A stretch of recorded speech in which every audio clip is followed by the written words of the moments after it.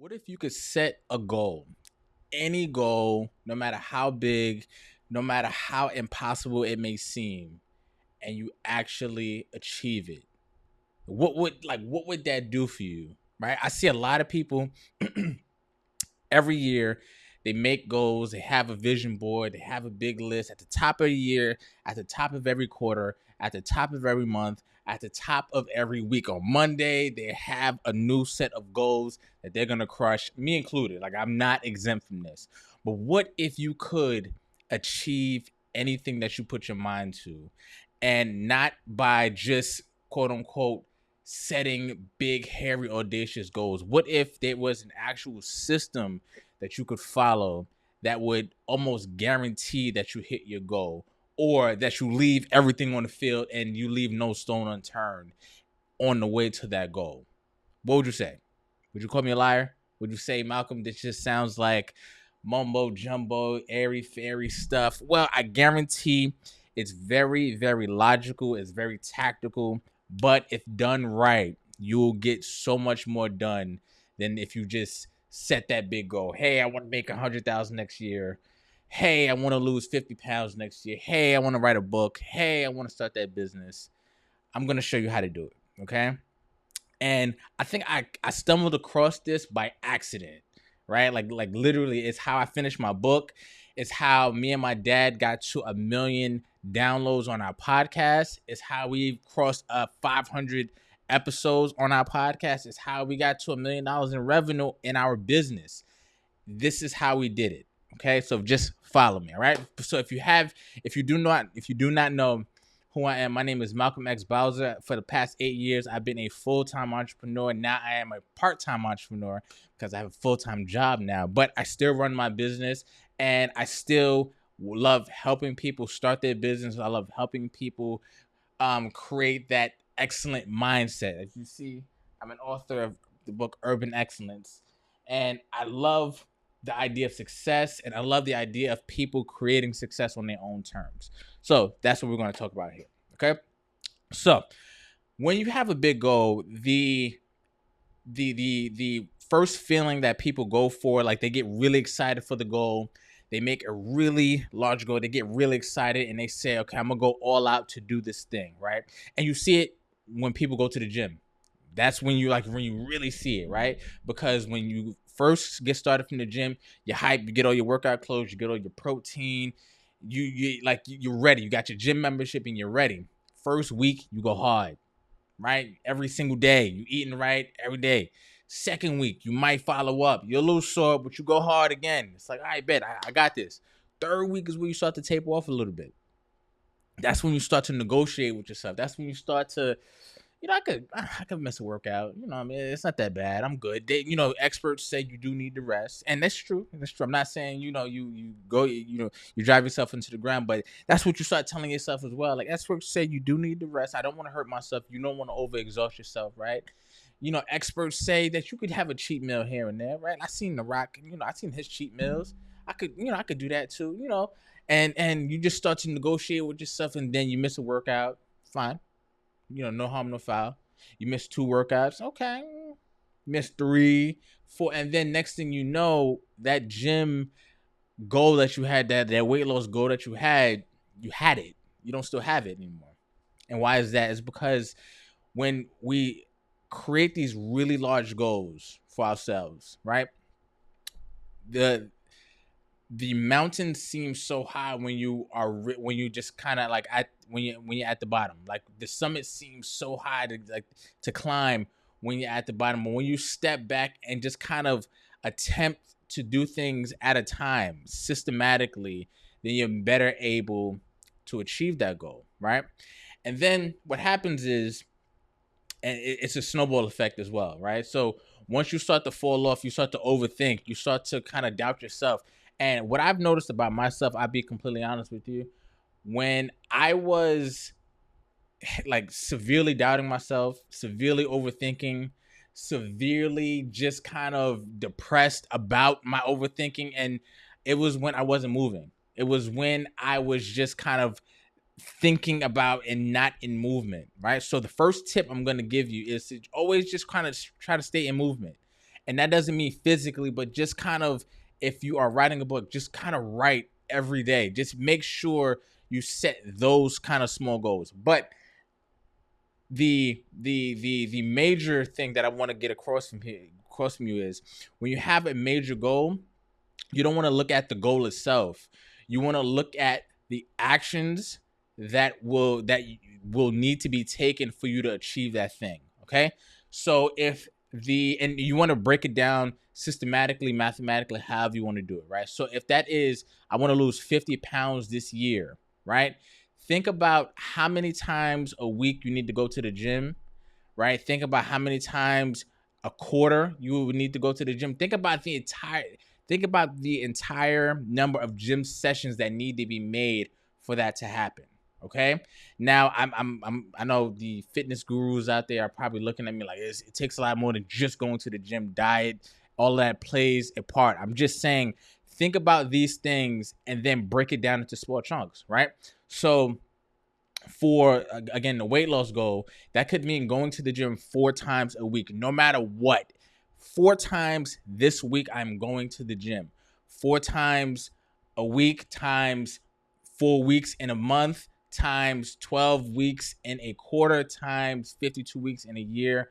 However that math comes out. But that's how you have to break down the goal, because you have to make sure and create a list. If you like lists, create a list. But create a list of all the actions that do need to be taken for you to reach that goal, or for it to be unreasonable that you don't reach that goal.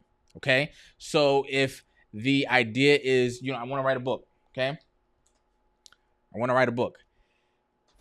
What would be unreasonable for you to do? Like, if you were to do all these things, what would be like impossible for you to do these things and for you to not hit that goal? Okay. So that means having a writing routine every single week, right? I need to write 1,000 words a week, right? I need to write 500 words a day, whatever that may be for you, right? So 1,000 words a week is 50, and let's say for the entire year, it's 52,000 words. That's a book. This book right here, I think, was 55,000 words. So, and the cool part when you set a goal, when you hit momentum, is the momentum part. I skipped ahead. Is that you hit momentum, and some days are amazing. You might write 2,000 words, 5,000 words in a week, because you're already in that flow state. And it won't always be like that. I have my gym days where it was terrible, where I could barely, if somebody watched me in the gym, they were like, he's not serious. But it's the fact that I got there is where I'm kind of patting myself on the back, because I didn't feel like going, but I still went. Okay. And the reason why I say I kind of discovered this by accident is when I was writing my book. That summer, this was my 3rd or 4th attempt at completing a book, right? And I would start writing. I would think I had an idea, that I would start overthinking. When I would miss a day or two, I would start overthinking. I would get out of movement, and the movement for me was the writing. So I would get out of movement. I wouldn't write as much, or I would miss a few days. I would negotiate with myself, as I kind of mentioned. But then it was one time, and then I got so bad. I'm gonna tell you how bad I got with the overthinking. I started looking at other authors' books. I started I literally one day took out a ruler and said, okay, what size is this book? How many words in this? And then I was obsessing about okay, what if I do 30,000 words? I've never written anything longer than a college essay, a 10-page college essay. I think my college thesis was 20 pages, like that, but it was double spaced. But I've never written anything more than that, right? So I'm like, yo, I don't know how I'm gonna do 30,000 words. I'm overthinking. I'm looking at the mountain from the bottom instead of breaking it down into chunks, right? So I said, you know what? Literally, one day, literally, I said, you know what? I'm gonna write 1,000 words a week. I literally just made that promise to myself, and I said, no matter what that takes me, if I'm done, if I'm not done, but this year I'm writing 1,000 words a week. And that's it. And that's all I thought about. I didn't think about completing the book. I didn't think about what the cover was going to look like. I didn't think about how many copies it would sell. I just thought about every week writing 1,000 words. And again, like I mentioned, some weeks I was in a zone where I would write 2,000 words, 3,000 words. So that would obviously put me ahead of schedule, but that's all I was focused on. And then literally next thing I know, I look up in the middle of July. I think my mother has the picture. I'll probably drop it in. My mother has the picture of when like it was like my literal final day of writing, when I like literally typed the last word in my book. This right here.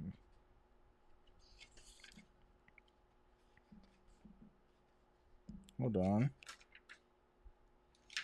Like literally the last word, like this was the day I completed it. And again, it was ahead of schedule because I gave myself a year to do it, and it was ahead of schedule. And then I sat back like recently because I've been talking to more people about their business goals and things like that, and I always see the same pattern in people when they set goals for themselves.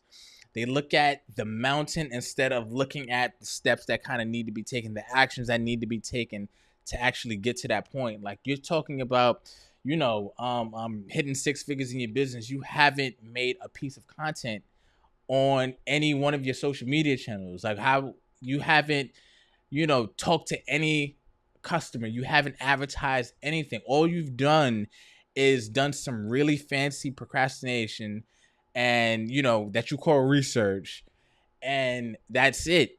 And I've noticed for myself the times when I've taken the leaps and hitting goals, whether that was gym, with my podcasts and things like that. I didn't have as much information as I wanted. I just kind of went with the force, as my pops would say. Like I would just, all right, let's just figure it out as it goes. Let's just kind of see where this takes us. But I'm going to take the actions that need to be taken that I think would get to that point, right? So let's say I don't know how to save 10,000. I don't know how to make $10,000. Let's say, right? I want to save $10,000. A reasonable action would be to just save, right? Like let's say that's the only thing I know how to do. I don't know how to make money online. I don't know how to. I have a job. Let's say I just know how to save, right? That's what I can do. I know how to budget. I know how to save. So a reasonable set of actions would be how much I can save each week to get to that goal eventually. Now, how fast you get to that goal and how efficiently it happens, that's up to your skill set. That's up to what you learn along the way, because you can pivot and go, oh, I can do it this way faster. I can make a little bit of extra cash here. I can cancel this subscription here. And then I see where more money can come in. That's where that happens. But initially, just write down, literally, if you're going to write anything down, write down the set of actions that need to be taken for you to get there, or it would be unreasonable that you don't get there. Okay. So what I'm doing for this YouTube channel, okay, I'm going to make sure I do at least 1 to 2 videos a week, right? Like that's for me to grow this channel. And it would be unreasonable for me to get there. And not every video is not going to be a banger. Every video is not going to be good. Every video is not going to be viral, but I'm going to learn along the way, right? I'm going to make mistakes. I'm going to learn along the way. No, okay, this is what, my thumbnail should look like. This is what my title should say. This is how I should open the video. I'll get better at that along the way. And you're going to see it. When me and my dad started our podcast,